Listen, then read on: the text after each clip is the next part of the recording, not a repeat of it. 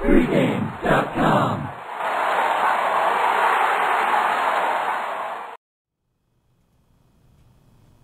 Wednesday night NBA action. The Orlando Magic travel to play the Boston Celtics. He's Brian Leonard. I'm Marco D'Angelo.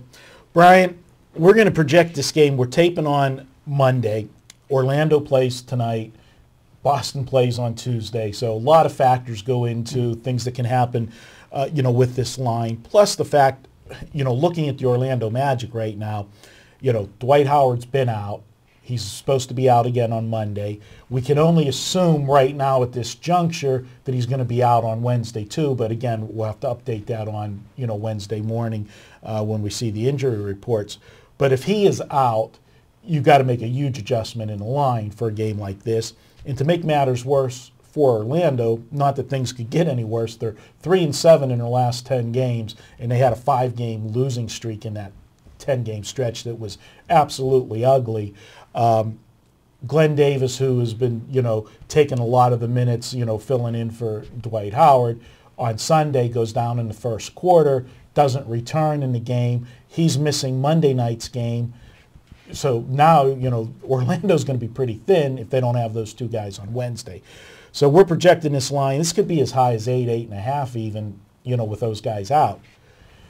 Does Orlando have enough to hang with Boston, who's playing some of the best ball in the NBA right now? Well, I heard a quote. The coach said that Turkoglu and Howard may not come back during the regular season. So you've got an Orlando team that's very thin in the front court. And they're a perimeter-oriented team anyway, other than Dwight Howard. Something to be definitely concerned about. And, you take a look at Orlando. They've been so unpredictable as of late. I hate handicapping teams that you never know what you're going to get every night. You go back the last 11 games. Against the spread, none of those 11 games have been decided by less than 6.5 points. Normally, you just never see that. Mm-hmm. I mean, the team is either up or they're down. Orlando's both. They're either winning by 20 against the spread or losing by 30 against the spread. It's Boston coming into the season, aging team. We thought this would be a real struggle for them all season long. Actually, they played pretty well. They're playing very well, but against the spread, they're doing pretty well, and they're playing this game unrested. And I went back and I looked the last 6 times they played unrested, 4-2 against the spread. The 2 losses were each by half a point.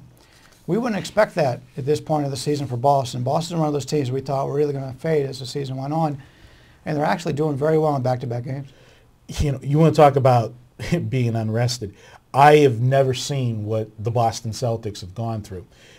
This is going to be their 11th game in 15 days. 11 games in 15 days. And we talked about how old they are. Not only 11 games, that in itself in 15 days is a stretch. If you want to take it to the last 6, they're going to be playing 5 games in a 6-night stretch. This will be the 6th night of that 5-game stretch. All 11 of those games, they've been in different cities. They never played at home, right, back-to-back games.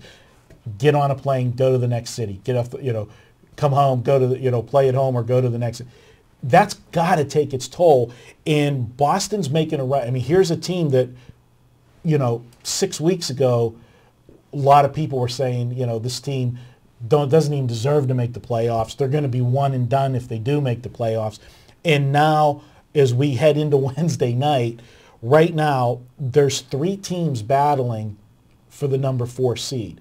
You've got Orlando, Boston, and Atlanta, all right there within a game of each other for the 4th seed. How important do you think seeding is this year with, the shortened season and everything? I don't think it's that important at all. From what I've read, a lot of the quotes, players just want to make it healthy to the end of the season.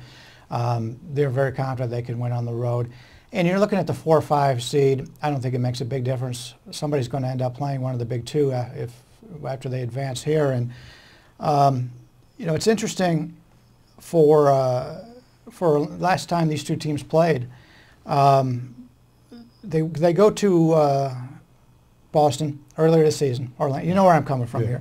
This is a long time ago. This is earlier in the season, but Orlando goes in, and Boston is a 7-point home dog. Yeah.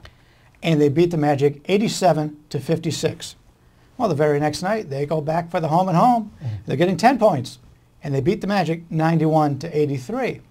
So you have a Magic team that has had a hell of a time scoring against Boston, and now you've got some of the most important big men from Orlando now playing.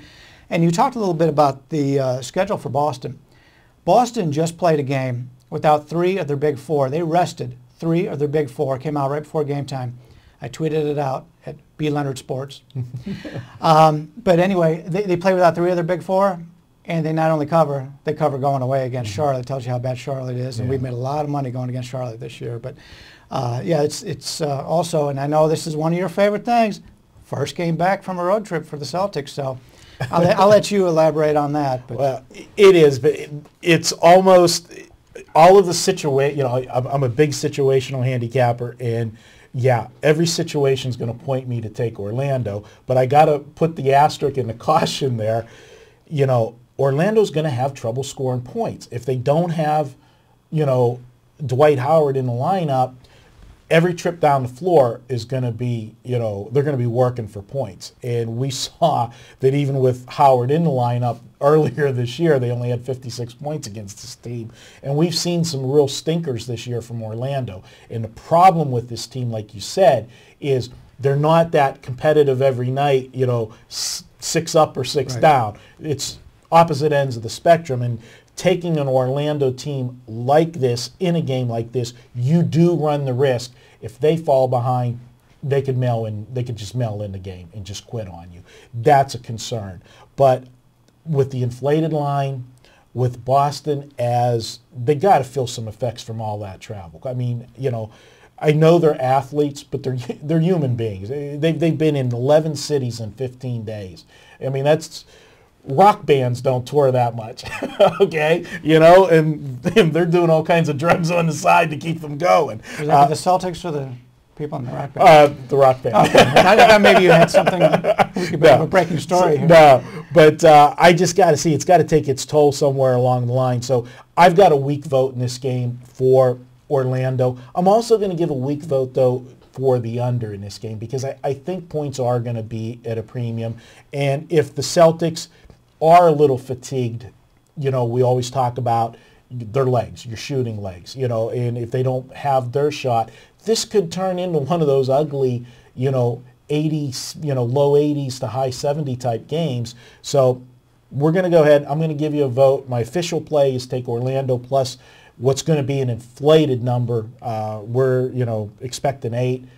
I hope they come to play and play a full 48 minutes. If they do, I think they stay in this game to the wire. And I hear you about the seeding not being as important this year, but to me, I think if there's one, I think the 4th seed is that last home court. I think mentally a team would like to have that home court for that first round, just mentally moving forward. But I agree with you. I don't care if it's Boston, Orlando, or Atlanta.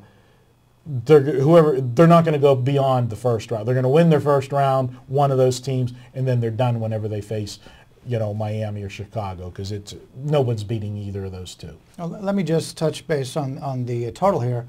I understand your reasoning for it, and you're slightly in that way. But if you're one of the players, if you're Orlando, you know the only way you can compete is to run. And if you're Boston, you've got Howard out, you've got Big Baby Davis out. Orlando doesn't have any big men to stymie you inside, so Boston will take the ball inside and have some advantages there. So that's the only problem by playing the under here is both teams are going to be trying to do something different to take advantage of the opposition. Good point. That's why we keep you here. Yeah, so I get paid the big bucks. All right, I'll just let that one go. He is Brian Leonard. I'm Marco D'Angelo. That's going to wrap up our sports videos for this week. And as we do each week, stay tuned all week long on pregame.tv. We'll have videos. Wednesday, I'll be back in here with Steven Nover. We'll do some Thursday and Friday games. And then Vegas Runner and Scott Spreitzer will be in on Thursday taping the weekend games, Saturday and Sunday. But we've got one more video today. We've got a special studio guest coming up next. He's from the forums. You'll see who it is next. Stay tuned, pregame.tv.